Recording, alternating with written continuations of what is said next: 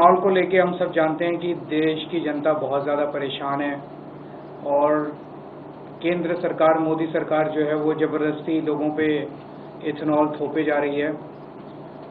लोगों की माइलेज कम हो रही है, लोगों के गाड़ियां खराब हो रही हैं, लेकिन उसके बावजूद बिना प्रश्नों के जवाब दिए, बिना कोई तर्क दिए सरकार ज़बरदस्ती थोप रही है।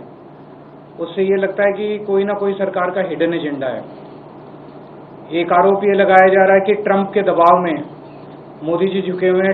ट्रंप अपने देश का इथेनॉल ज़बरदस्ती इंडिया में इंपोर्ट करवाना चाहता है और एक अनुमान के हिसाब से अगले 5 साल में $20 बिलियन का इथेनॉल जो है भारत, मोदी जी जो है वो ट्रंप से खरीदेंगे, जो हमारे देश के ऊपर थोपा जाएगा।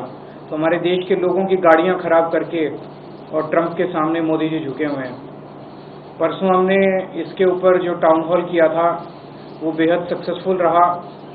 हॉल के अंदर, हॉल के बाहर बहुत लोग थे और लगभग 7 लाख लोग लाइव इस कार्यक्रम को देख रहे थे। ये मुझे लगता है कि दुनिया का रिकॉर्ड है कि कोई भी कार्यक्रम लाइव जो है वो 7 लाख लोग ऑनलाइन देख रहे हों।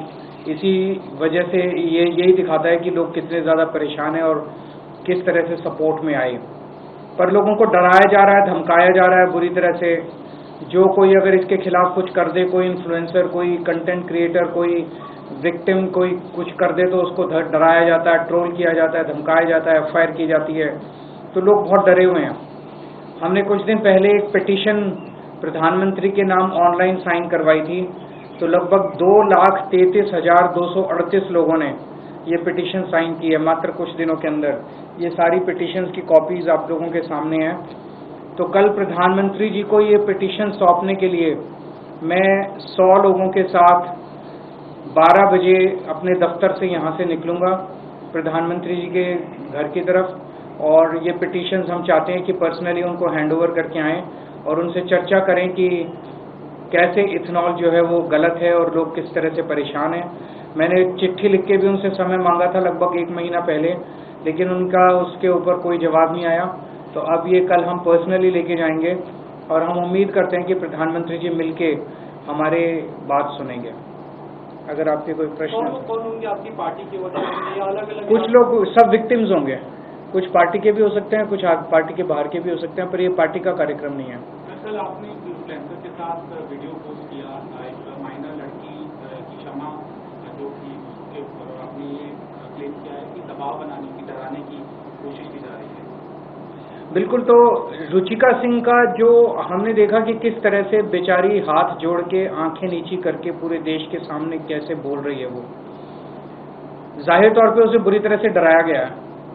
तो एक तरफ तो प्रधानमंत्री जी आके कहते हैं कि बच्चों मैंने आपको माफ कर दिया, और दूसरी तरफ प्रधानमंत्री जी इस तरह से एक छोटी सी बच्ची को, 15 साल की बच्ची को अपनी पूरी ताकत लगा के झुका देते हैं, उससे माफी मंगवाते हैं पूरे देश के सामने, उसका वीडियो जारी कराते हैं। क्या ये शोभा देता है प्रधानमंत्री को?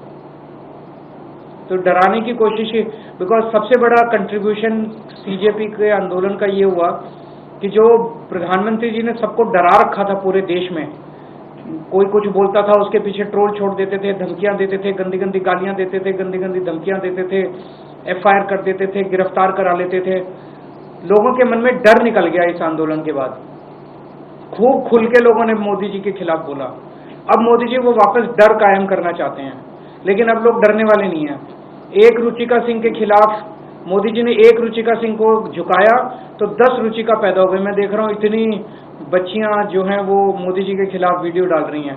किस किस को मोदी जी जेल डालेंगे, किस किस के खिलाफ एफआईआर करेंगे, किस किस को धमकाएंगे, किस किस को झुकाएंगे? तो कल पप्पू यादव जो इंडिपेंडेंट एमपी हैं, उनको रिजॉल्व करने की कोशिश की गई, उनको हमला करने की उनके ऊपर कोशिश हुई है।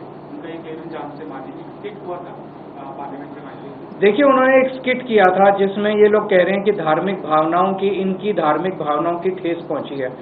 मैं उनसे, प्रधानमंत्री जी से ये पूछना चाहता हूं कि चंदा चोरी हो गई, भगवान राम के मंदिर से में इतना बड़ा घोटाला हो गया, रामचंद्र जी की पादुका चोरी हो गई, उनका मुकुट चोरी हो गया, उनकी सारी चीजें चोरी हो गई, उससे तुम्हारी भावना वो नहीं हुई? उससे तुम लोगों की भावना खराब वो नहीं, आहत नहीं हुई?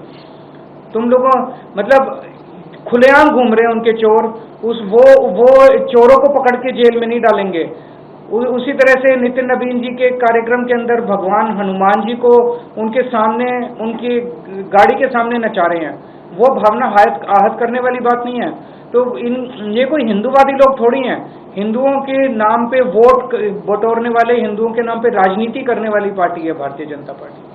सर, लक्ष्मी योजना जो सरकार ने शुरू की है उसमें कंडीशन तो बहुत ज़्यादा है। एक कंडीशन ये भी है कि आपको जो आपका सांसद है, विधायक है, उससे भी मंजूरी लेनी पड़ेगी। तो इससे ये साफ जाहिर है कि केवल बीजेपी के लोगों को देना चाहते हैं, दूसरे लोगों को देना ही नहीं चाहते।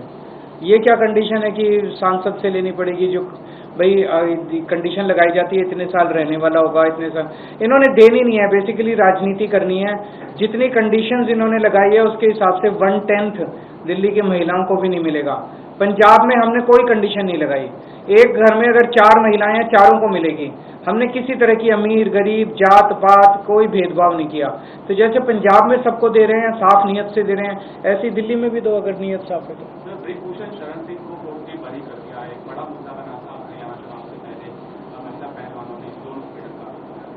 ये काफी दुर्भाग्यपूर्ण है अगर उनको बरी कर दिया है, क्योंकि सारे सबूत थे, सारे गवाह थे, इतने लोगों ने उनके ऊपर आरोप लगाए थे। लेकिन मैंने अभी देखा नहीं है ऑर्डर यहाँ पे आने के पहले, उसके बाद ही मैं कुछ टिप्पणी करूँ।